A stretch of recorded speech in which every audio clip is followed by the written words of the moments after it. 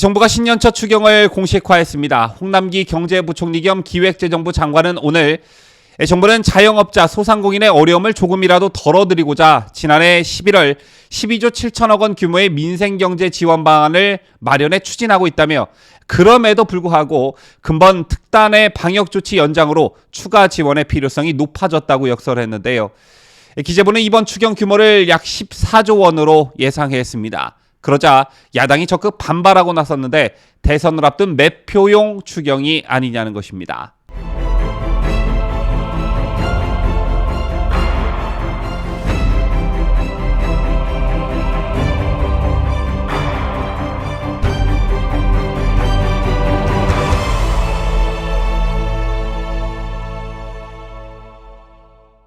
시청자 여러분 안녕하십니까? 뉴스 데일리 베스트 민앵커입니다.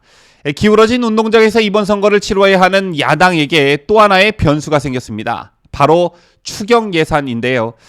오늘 홍남기 경제부총리 기자회견을 열었죠. 이 자리에서 홍 부총리는 추경을 약 14조 원 규모로 편성하겠다고 밝혔습니다.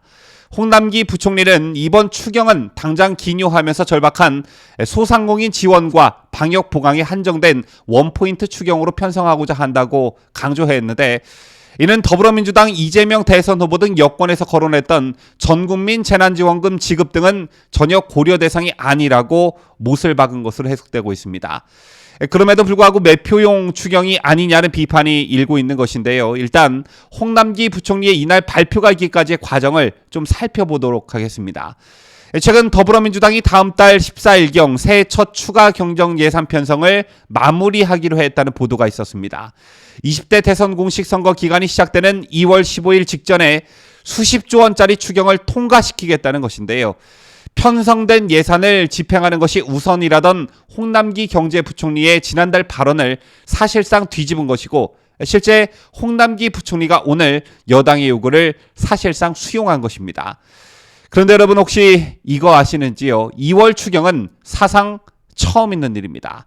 때문에 선거가 아니라면 이렇게 서둘러 추경을 처리할 이유가 없다, 이런 말이 나오고 있는 거죠. 여러분 아시다시피 문재인 정부는 임기 중 한 해도 빠짐없이 추경을 편성해 추경 중독이란 비판을 받아왔습니다. 더욱이 선거 때마다 바로 이 추경을 가지고 일종의 매표 행위를 해왔었죠. 실제 추경호 국민의힘 원내수석 부대표는 이런 점을 문제 삼았는데, 추 의원은 지난 2018년 6.13 지방선거, 2020년 4.15 국회의원 총선거, 2021년 4.7 재보궐선거를 언급하며 이 선거를 목전에 두고 매번 강행하더니 이번에도 대선을 코앞에 두고 나라 돈을 살포하겠다며 사실상 관건 선거에 나선 것이라고 비판했습니다. 실제 국회는 정부의 추경안 제출에 따라 2018년 6.13 지선 직전인 5월 21일 3조 8,3천억 원 규모의 추경안을 본회의에서 가결했고요.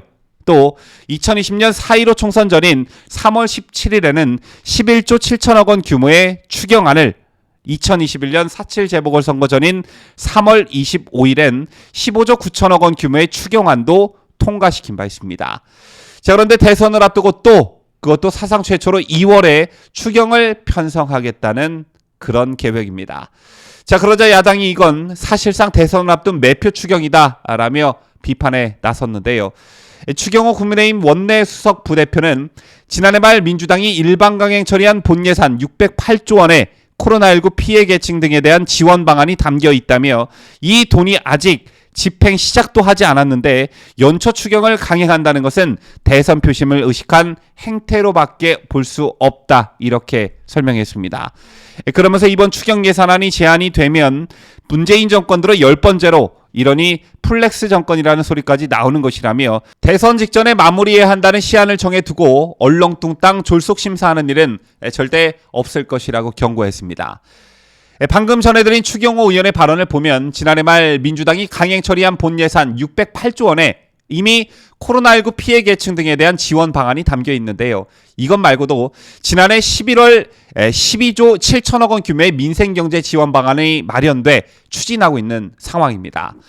그런데 오늘 홍남기 부총리, 그럼에도 불구하고 근본 특단의 방역조치 연장으로 추가 지원의 필요성이 높아졌다, 이런 이유를 내세우고 있습니다.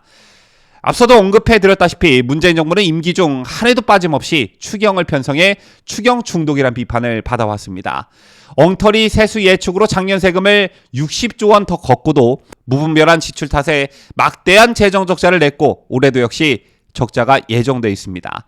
국제통화기금 IMF는 향후 5년간 한국의 국내 총생산 GDP 대비 국가 채무가 35개 선진국 중 제일 빨리 증가할 것으로 예상하고 있습니다. 그럼에도 불구하고 이런 현실엔 눈을 철저히 감고 대선 선거운동 시작 전날까지 선심성 퍼주기로 나라 빚을 늘리겠다고 하는 게 바로 문재인과 민주당입니다. 국가재정을 선거용 실탄으로 쓰는 정권, 이 달콤한 유혹에 유권자들이 현혹되는 일은 절대 없어야겠습니다. 지금까지 저는 자유대한민국을 수호하는 뉴스데일리 베스트 민앵커였습니다.